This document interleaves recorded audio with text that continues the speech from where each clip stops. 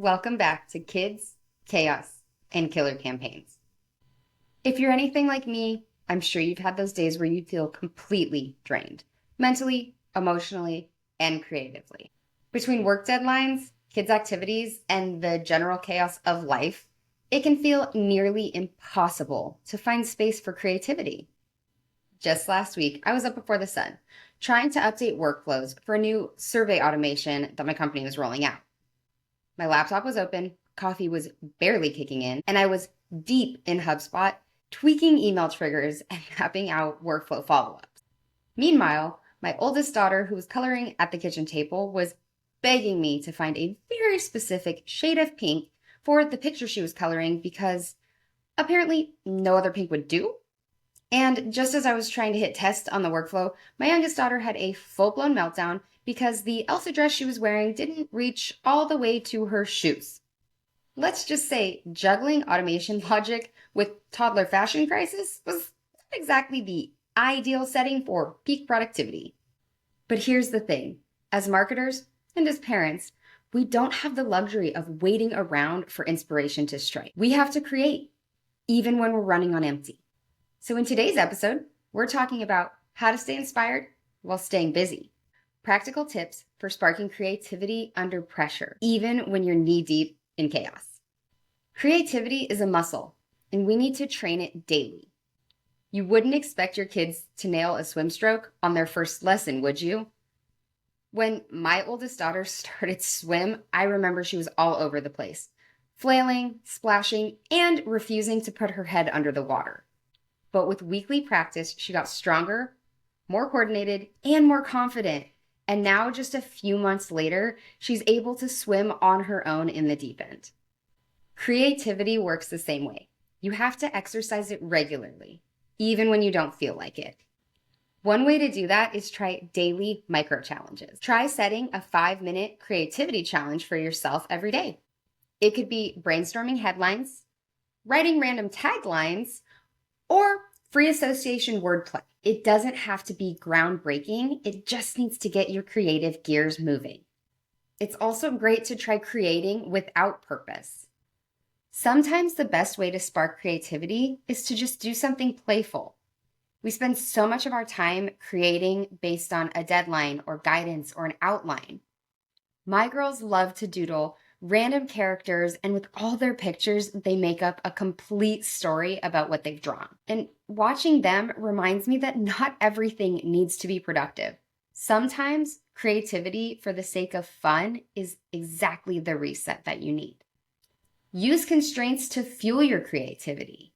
We tend to think that creativity thrives with unlimited freedom, but constraints can actually spark better ideas. Take morning routines with my daughters, for example. If I let them pick an outfit from anything in their closet, we are going to be sitting in their room staring at clothes all day. We will never get anywhere because they'll be overwhelmed by all the options. But when I give them 2 to 3 outfits to choose from, it makes their decision easier and faster. They still get to express themselves, but within a framework that keeps our morning routine moving forward. And just like that, creative restraints can lead to clearer, more effective ideas. A few restraints to narrow your creative playing field are time constraints. If you're stuck on an idea, set a timer. Give yourself 10 minutes to write down as many creative solutions as possible. The pressure of time forces you to think fast, and it prevents overthinking. Try format challenges. If you're writing a blog post, challenge yourself to write the entire intro in 5 sentences, or try distilling your main message into the characters that would fit in a tweet. Limiting your format forces you to be concise and creative. And finally, resource constraints. When you have fewer tools, you tend to become more resourceful. If you're stuck on a campaign concept, remove one key element. For example, images, or remove long-form copy. And see what you can come up with just a headline and a CTA.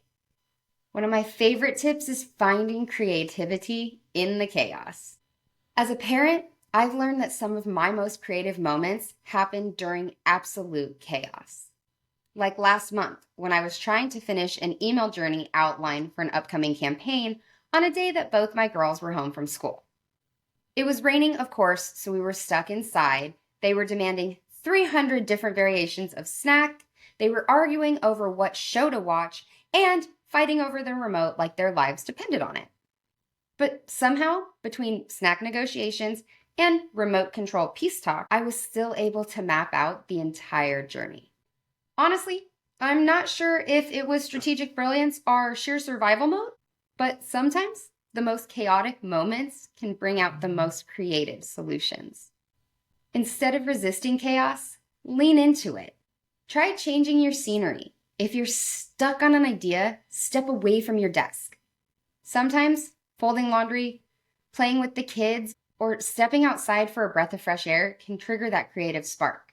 It's like your brain goes on autopilot and lets ideas surface. Borrow from your kids' creativity. When my daughters play pretend, they can create entire imaginary worlds with full storylines, and I try my hardest to tap into that playful and creative mindset. I love watching them and seeing how they can make the simplest thing into something completely different. Love watching them teach their stuffed animals or turn a cardboard box into a castle or a car. When it comes to work, take that mindset and try using improv games or storytelling prompts to loosen up your thoughts. Turn routine moments into idea moments. I've had some of my best content ideas while driving my girls to and from school or sitting at the park watching them on a playdate.